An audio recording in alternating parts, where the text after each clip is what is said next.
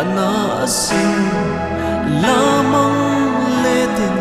kirzai relong mo Don chang ni hian lung ren oi lo kan hlim na pa alo chuai ta kir le zai ren relo hian mo khafam ro min loi san le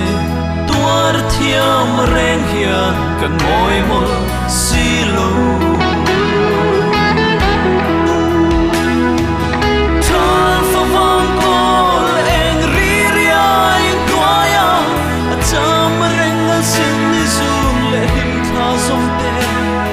kan tuar thiam lo ve kan pal thei lo che chun le zuai thang eu nau zong pe hil sai re li har do ye ye izun ngai reng hian solang kan moi so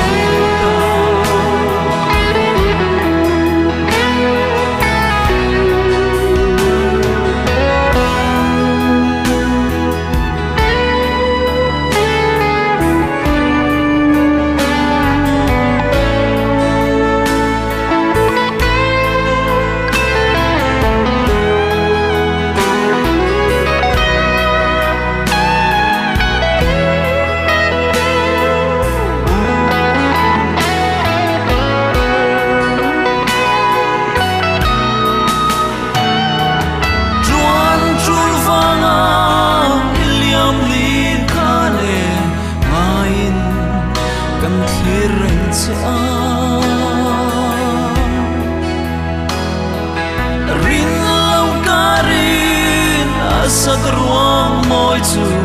vong lim noya azalan ti trapin kan au chan zai arel love tral fa vang kol eng ri riai noya cham reng la sin ni sun le lim tha zong te kan tuar thiam lo ve kan pal thei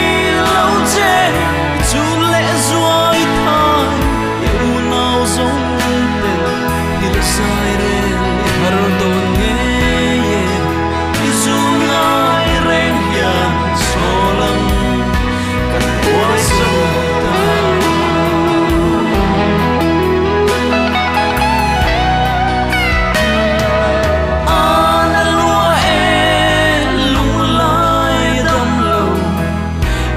kane min ti hlim tu thei chang se mo le mang der tala khwarwa tundal silo